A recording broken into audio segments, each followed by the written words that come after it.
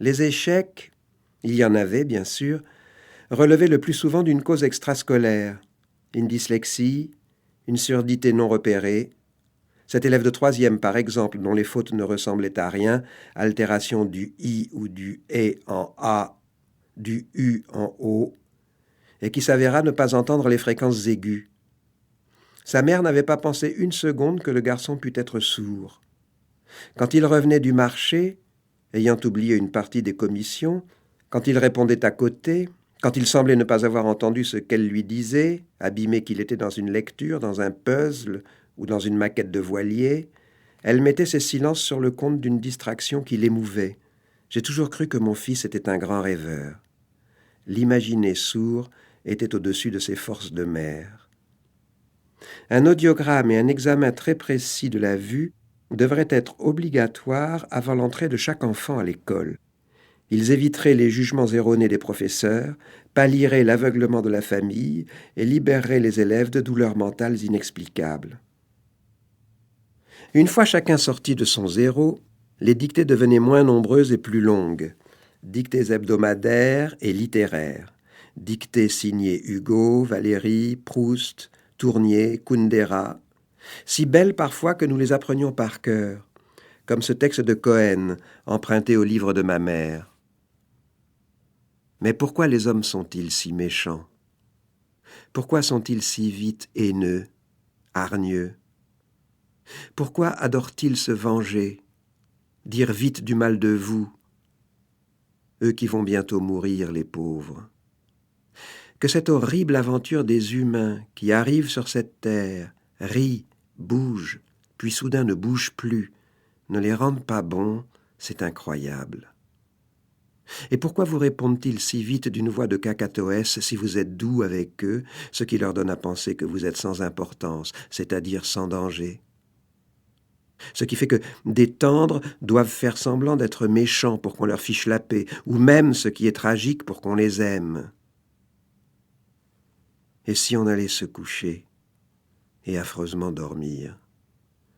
Chien endormi n'a pas de puce. Oui, allons dormir. Le sommeil a les avantages de la mort sans son petit inconvénient. Allons nous installer dans l'agréable cercueil. Comme j'aimerais pouvoir ôter, tel l'édenté son dentier qu'il met dans un verre d'eau près de son lit, ôter mon cerveau de sa boîte, ôter mon cœur trop battant, ce pauvre bougre qui fait trop bien son devoir, ôter mon cerveau et mon cœur et les baigner, ces deux pauvres milliardaires, dans des solutions rafraîchissantes, tandis que je dormirai comme un petit enfant que je ne serai jamais plus. Qu'il y a peu d'humains, et que soudain le monde est désert. Venait enfin l'heure de gloire.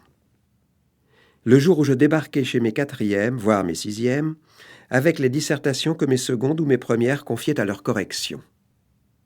Mes abonnés au zéro métamorphosés en correcteurs, la volée des moineaux orthographiques s'abattant sur ses copies. Le mien, il fait aucun accord, monsieur. La mienne, il y a des phrases, on ne sait pas où elles commencent ni où elles finissent. Quand j'ai corrigé une faute, qu'est-ce que je marque dans la marge? Ma foi, ce que tu veux. Protestation rigolarde désintéressée, découvrant les observations de ces correcteurs impitoyables. Non mais regardez ce qu'il a écrit dans la marge. Crétin, abruti, patate. En rouge, monsieur. C'est que tu as dû oublier un accord. S'ensuivait, dans les rangs des grands, une campagne de correction qui, pour l'essentiel, empruntait la méthode appliquée par les petits. Interroger verbes et noms avant de rendre sa dissertation. Faire les accords appropriés. Bref, se livrer à un réglage grammatical qui a pour mérite de révéler les errances de certaines phrases, donc l'approximation de certains raisonnements. À cette occasion, on découvrait, et cela faisait l'objet de quelques cours, que la grammaire est le premier outil de la pensée organisée, et que la fameuse analyse logique, dont on conservait bien entendu un souvenir abominable, ajuste les mouvements de notre réflexion, laquelle se trouve aiguisée par le bon usage des fameuses propositions subordonnées. Il arrivait même qu'on s'offrit entre grands une petite dictée, histoire de mesurer le rôle joué par les subordonnés dans le développement d'un raisonnement bien mené. Un jour, La Bruyère en personne nous y aida. Tenez, prenez une feuille et regardez comment, en opposant subordonné et principal, La Bruyère annonce en une seule phrase la fin d'un monde et le commencement d'un autre. Je vais vous lire le texte et vous en traduire les mots aujourd'hui incompréhensibles. Écoutez bien. Ensuite, vous écrirez en prenant votre temps. Je vais dicter très lentement. Vous irez pas à pas, comme si vous raisonniez vous-même. Texte de La Bruyère. Pendant que les grands négligent de rien connaître, je ne dis pas seulement aux intérêts des princes et aux affaires publiques, mais à leurs propres affaires, qu'ils ignorent l'économie et la science d'un père de famille, et qu'ils se louent eux-mêmes de cette ignorance, qu'ils se laissent appauvrir et maîtriser par des intendants, qu'ils se contentent d'être gourmets ou coteaux, d'aller chez Thaïs ou chez Frinet, de parler de la Meute et de l'arrière-Meute, de dire combien il y a de postes de Paris à Besançon ou à Philipsbourg. Des citoyens s'instruisent du dedans et du dehors d'un royaume, étudient le gouvernement, deviennent fins et politiques, savent le fort et le faible de tout un État, songent à se mieux placer, se placent, s'élèvent, deviennent puissants, soulagent le prince d'une partie des soins publics. Et maintenant, l'estocade. Les grands qui les dédaignent les révèrent, heureux s'ils deviennent leurs gendres. Deux principales donc, vous voyez, dont la seconde est elliptique. Heureux, ils sont heureux, heureux s'ils deviennent leurs gendres. Tricoté avec deux subordonnées, la relative qui les dédaigne et la conditionnelle finale meurtrière s'ils deviennent leurs gendres. La Bruyère aurait aimé l'analyse logique. Et pourquoi ne pas apprendre ces textes par cœur? Au nom de quoi ne pas s'approprier la littérature? Parce que ça ne se fait plus depuis longtemps? On laisserait s'envoler de pareilles pages comme des feuilles mortes parce que c'est plus de saison? Ne pas retenir de telles rencontres, est-ce envisageable? Si ces textes étaient des êtres, si ces pages exceptionnelles avaient des visages, des mensurations, une voix, un sourire, un parfum, ne passerions-nous pas le reste de notre vie à nous mordre le poing de les avoir laissés filer? Pourquoi se condamner à n'en conserver qu'une trace qui s'estompera jusqu'à n'être plus que le souvenir d'une trace? Il me semble, oui, il me semble avoir étudié au lycée un texte de qui déjà? La Bruyère, Montesquieu, Fénelon? Quel siècle? 17e, 18e? Un texte qui, en une seule phrase, décrivait le glissement d'un ordre à un autre. Au nom de quel principe ce gâchis? Uniquement parce que les professeurs d'antan étaient réputés nous faire réciter des poésies souvent idiotes et qu'aux yeux de certains vieux schnocks, la mémoire était un muscle à entraîner plus qu'une bibliothèque à remplir? Ah, ces poèmes hebdomadaires auxquels on ne comprenait rien. Chacun chassant le précédent, à croire qu'on nous entraînait surtout à l'oubli. D'ailleurs, nos professeurs nous les donnaient-ils parce qu'ils les aimaient, ces poèmes, ou parce que leur propre maître leur avait seriné qu'ils appartenaient au panthéon des lettres mortes? Eux aussi m'en ont collé des zéros et des heures de colle. Évidemment, Pennacchioni, on n'a pas appris sa récitation. Mais si, monsieur, je la savais encore hier soir. Je l'ai récitée à mon frère. Seulement, c'était de la poésie hier soir. Mais vous, ce matin, c'est une récitation que vous attendez. Et moi, ça me constipe, cette embuscade. Bien entendu, je ne disais rien de tout cela. J'avais beaucoup trop peur. Je n'y reviens à cette terrifiante épreuve de la récitation au pied de l'estrade que pour essayer de m'expliquer le mépris où l'on tient aujourd'hui toute sollicitation de la mémoire. Ce serait donc pour conjurer ces fantômes qu'on déciderait de ne pas s'incorporer les plus belles pages de la littérature et de la philosophie, des textes interdits de souvenir parce que des imbéciles n'en faisaient qu'une affaire de mémoire? Si tel est le cas, c'est qu'une idiotie a chassé l'autre. On peut m'objecter qu'un esprit organisé n'a nullement besoin d'apprendre par cœur. Il sait faire son miel de la substantifique moelle. Il retient ce qui fait sens et, quoi que j'en dise, il conserve intact le sentiment de la beauté. D'ailleurs, il peut vous retrouver n'importe quel bouquin en un tournement dans sa bibliothèque. Tomber pile sur les bonnes lignes en 2 minutes. Moi-même, je sais où mon La Bruyère m'attend. Je le vois sur son étagère.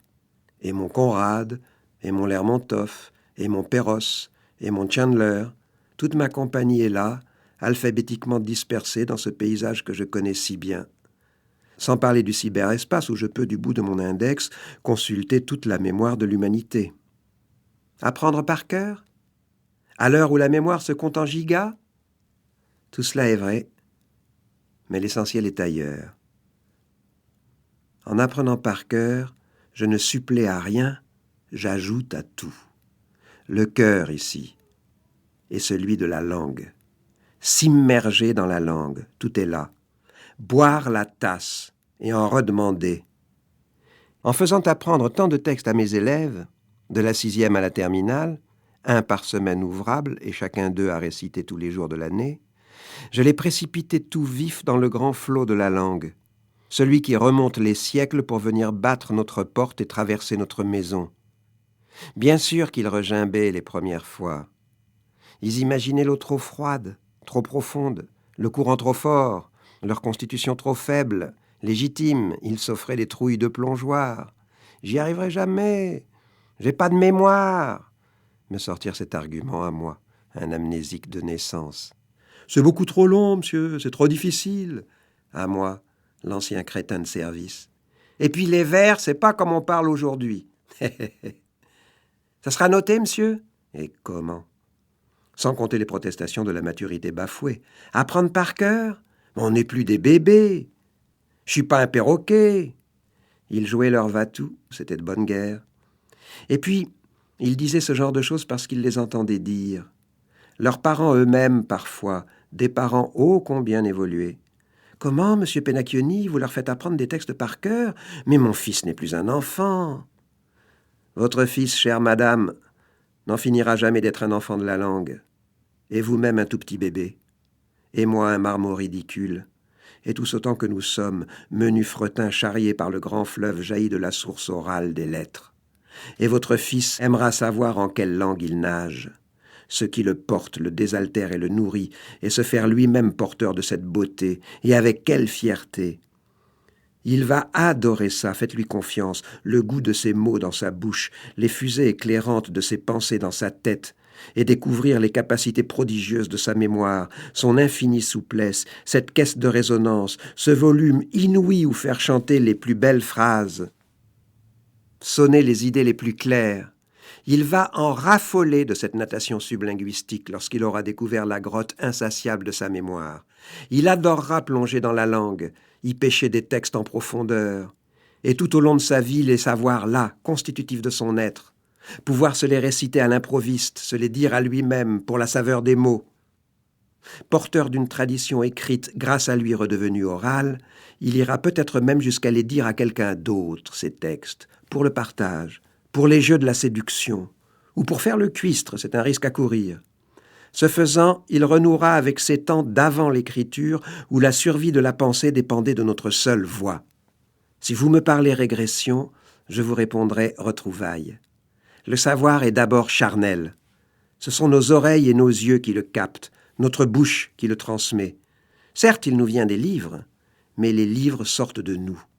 Ça fait du bruit, une pensée, et le goût de lire est un héritage du besoin de dire. Ah, un dernier mot. Ne vous inquiétez pas, chère madame, pourrais-je ajouter aujourd'hui à cette maman qui de génération en génération ne change pas. Toute cette beauté dans la tête de vos enfants, ce n'est pas ce qui va les empêcher de chatter phonétique avec leurs petits copains sur la toile, ni d'envoyer ces SMS qui vous font pousser des cris d'orfraie. Mon Dieu, quelle orthographe! Mais comment s'expriment les jeunes d'aujourd'hui? Mais que fait l'école? Rassurez-vous, en faisant travailler vos enfants, nous n'entamerons pas votre capital d'inquiétude maternelle.